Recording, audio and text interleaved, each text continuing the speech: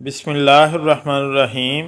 وہ کون سے 5 خواب ہیں جو انسان کو اس وقت دکھائی دیتے ہیں جب اس کے پاس دولت آنے والی ہوتی ہے؟ یا دوسرے لفظوں میں یوں سمجھ لیں کہ جب انسان کے دن پھرنے والے ہوتے ہیں اور اللہ تبارک و تعالیٰ کسی انسان کو ڈھیروں ڈھیر مال اور دولت عطا فرمانے لگتے ہیں تو ایسے انسان کو خواب میں سے 5 چیزیں ضرور دکھائی دیتی ہیں۔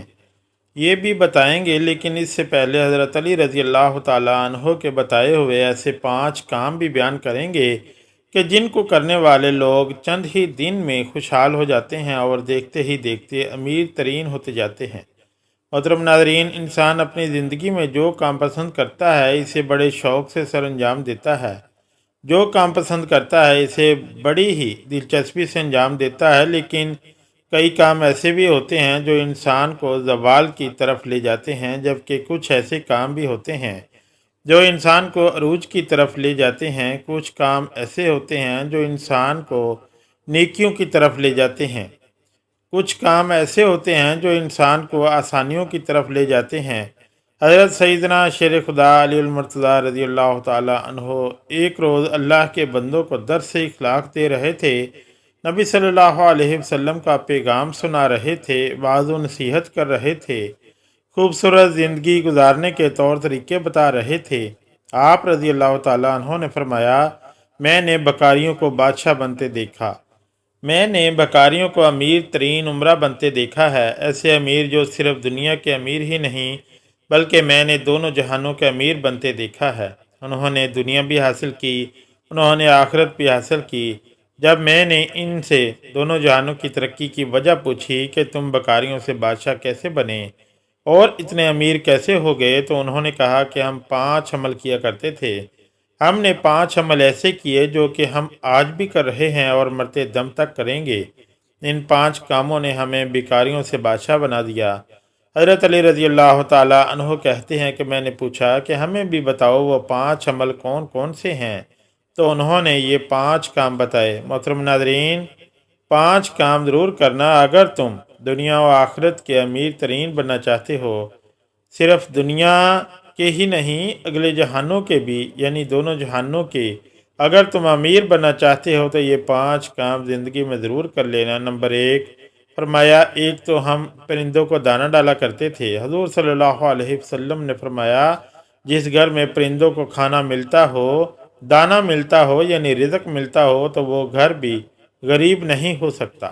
اس گھر میں کبھی بھی رزق کم نہیں ہوتا۔ اللہ تعالیٰ اس گھر کا رزق کم نہیں کرتا جس گھر سے پرندے پلتے ہوں، پرندوں کو دانہ ملتا ہو، پرندوں کو پانی ملتا ہو۔ فرمایا، جب پرندے تمہارے گھروں کے اوپر سے گزرتے ہیں اور کوئی پرندہ تمہارے گھر میں آئے یا کوئی بھی جانور تمہارے گھر میں آئے تو فرمایا کہ ان کے لیے اناج رکھا کرو، دانہ ڈالا کرو۔ اگر کوئی پرندہ پیاسا ہے تو پانی پلایا کرو۔ اللہ تعالیٰ کو ایک مخلوق کا دوسری مخلوق پر احساس کرنے کا عمل بہت ہی زیادہ پسند ہے، یعنی جب ایک مخلوق دوسری مخلوق کی بھوک مٹاتی ہے، پیاس مٹاتی ہے، تو اللہ تعالیٰ کو یہ عمل اتنا پسند آتا ہے کہ اللہ پاک فرشتوں کے درمیان یہ منظر دیکھ کر مسکراتا ہے۔ جب ایک مخلوق دوسری مخلوق کا احساس کرتی ہے، جب پرندے کسی گھر سے کھانا کھا کر یعنی دانہ کھا کر اس گھر سے جاتے ہیں تو وہ اللہ تعالیٰ سے دعا کرتے ہیں، اے مالک، تجھے تیری وحدانیت کا واسطہ، تیری رحیمی کا واسطہ، جس طرح اس گھر کے لوگوں نے ہمارے رزق کا اہتمام کیا، تو بھی اس گھر کے لوگوں کے رزق کا اہتمام کر۔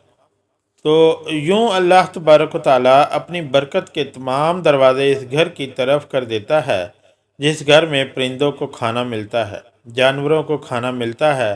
حضرت امام باقر رضی اللہ تعالیٰ عنہ کے صاحبزادے حضرت امام جعفر صادق رضی اللہ تعالیٰ عنہ فرماتے ہیں کہ جو انسان صبح اٹھتے ہی یہ ایک عمل کرتا ہے، اللہ تبارک و تعالیٰ 3 فرشتے اس کے ساتھ لگا دیتا ہے، یعنی 3 فرشتوں کی ڈیوٹی لگ جاتی ہے، وہ صبح دوپہر شام اس کے ساتھ ہی رہتے ہیں۔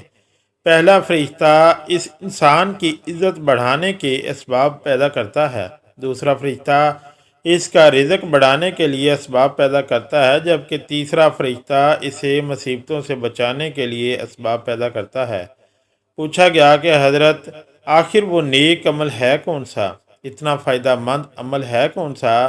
تو حضرت امام جعفر صادق نے فرمایا وہ ہے پرندوں کو دانہ ڈالنا۔ جو شخص صبح سویرے اٹھ کر دوسری مخلوق کو کھانا دیتا ہے، اللہ تبارک و تعالیٰ اس پر 3 فرشتوں کی ڈیوٹی لگا دیتا ہے۔ نمبر 2، اس کے بعد حضرت علی رضی اللہ تعالیٰ عنہ نے فرمایا کہ اس شخص نے کہا کہ ان کا دوسرا عمل یعنی دوسرا کام جو وہ کرتے ہیں وہ یہ تھا کہ وہ غریبوں کی مدد کیا کرتے تھے۔ جو شخص غریبوں کی مدد کرتا ہے وہ زندگی میں کبھی بھی غریب نہیں ہوتا۔ جناب علی، بندے کی عبادت بندے کو اس مقام تک پہنچاتی ہے جہاں غریبوں کی مدد پہنچاتی ہے، جہاں غریبوں کی خدمت پہنچاتی ہے۔ جب غریبوں کی خدمت کی بات آتی ہے تو میرے نبی صلی اللہ علیہ وسلم کے قدموں میں بیٹھنے والے سیدنا حضرت ابو بکر صدیق رضی اللہ تعالیٰ عنہ سے بڑھ کر اچھا حکمران دنیا میں کوئی نہیں آیا۔ اسی طرح سیدنا عمر فاروق رضی اللہ تعالیٰ عنہ سے بڑھ کر کوئی بادشاہ نہیں آیا۔ سخاوت میں حضرتنا سیدنا عثمان غنی رضی اللہ تعالیٰ عنہ سے بڑھ کر کوئی حکمران نہیں آیا، اور علمی فراست میں حضرت سیدنا علی المرتضیٰ رضی اللہ تعالیٰ عنہ سے اچھا حکمران اس دنیا میں نہیں آیا۔ کوئی ایسا مشہور و معروف بادشاہ نہیں گزرا کہ 14 صدیاں گزرنے کے بعد بھی جس کے نام کے نعرے لگتے ہوں۔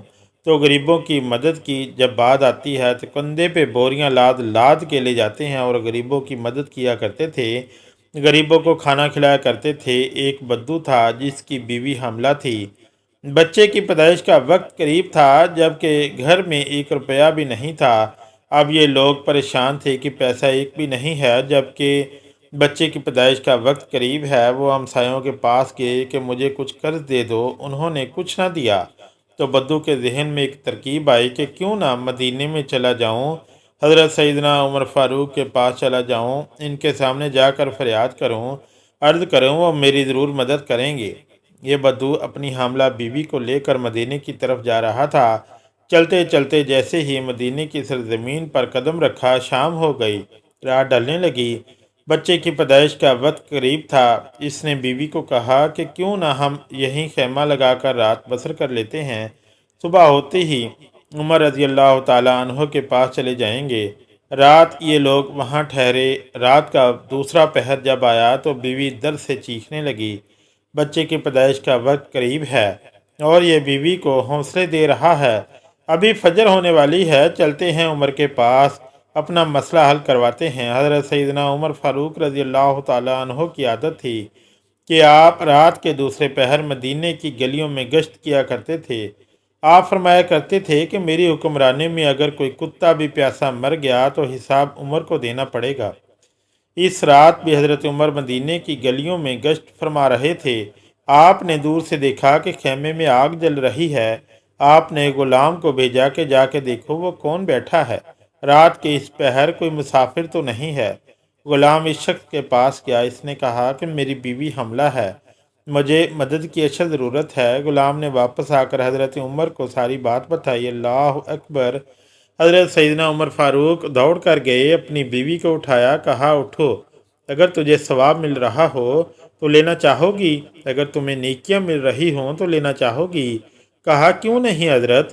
پھر فرمایا اٹھو، میرے یار کی بیوی تکلیف میں مبتلا ہے اور تھوڑی دیر میں بچے کی پیدائش کا وقت آنے والا ہے، اٹھو اور تھوڑی دیر کے لیے دائی بن جاؤ۔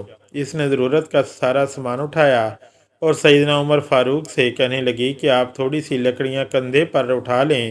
آپ نے کندھے پہ لکڑیاں اٹھائیں اور وہاں جا پہنچے۔ حضرت عمر فاروق رضی اللہ تعالیٰ عنہ کی زوجہ محترمہ خیمے کے اندر چلی گئی جہاں عورت چیخ رہی تھی، تو حضرت عمر باہر اس بدو کے سامنے ہاتھ باندھ کر کھڑے ہو گئے۔ بدو نے یہ سمجھا کہ یہ کوئی غلام ہے، اس غلام کی بیوی دائی ہے اور یہ اس کا شوہر ہے اور یہاں کا غلام ہے۔ اس نے حکم چلانے شروع کر دیے، آرڈر چلانے شروع کر دیے، او جلدی جاؤ، لکڑیاں لے کر آؤ۔ آپ دوڑ کر جاتے اور لکڑیاں لے کر آتے، جلدی کرو، آگ جلاؤ۔ آپ پھونکے مارتے اور آگ جلاتے۔ اللہ اکبر! ناظرین، جس نے حضرت عمر فاروق کے ساتھ نوکروں کا سا سلوک کر رکھا تھا وہ ندان نہیں جانتا تھا کہ میرے سامنے جو شخصیت کھڑی ہے یہ خود عمر ہے۔ ایک دم خیمے کے اندر سے آواز آئی، یا امیر المومنین، آپ کی زوجہ محترمہ نے آپ کو آواز دیا ہے، عمر آپ کو مبارک ہو، اللہ نے آپ کے یار کو بیٹا عطا کیا ہے، آپ کے دوست کو، آپ کے بھائی کو اللہ نے بیٹا عطا کیا ہے۔ جیسے بیگم صاحبہ نے کہا، یا امیر المومنین، بدو نے سنا اور اس کے پیاؤں تلے زمین نکل گئی۔ کیا یہی امیر المومنین ہیں؟ فوراً قدموں پہ گرا اور کہنے لگا، یا امیر المومنین، مجھے معاف کر دیں۔ یہ بدبخت آنکھیں نہ پہچان سکی کہ آپ کون ہیں، مجھے معاف کر دیں، میں نہیں جانتا تھا۔ حضرت عمر فاروق رضی اللہ تعالیٰ عنہ نے اسے اٹھایا اور اپنے سینے سے لگایا اور رو کر کہنے لگے کہ او بدو، تجھے پتہ نہیں یہ مدینہ منورہ ہے، یہ میرے کریم آقا کا شہر ہے، یہاں امیروں کے نہیں، یہاں تو غریبوں کے استقبال ہوتے ہیں، یہاں تو غریبوں کی عزتیں ملتی ہیں، یہاں تو غریبوں کی مدد کی جاتی ہے، یہاں تو غریبوں کو بادشاہ بنایا جاتا ہے۔ تو غریبوں کی مدد کرنے والا شخص بھی زندگی میں غریب نہیں ہوتا، غریبوں کی ضرورت پوری کرنے والا شخص کبھی غریب نہیں ہوتا۔ تو وہ کہتے ہیں کہ ہمارے امیر بننے کی سب سے بڑی وجہ یہ تھی کہ غریبوں کی مدد کرتے تھے۔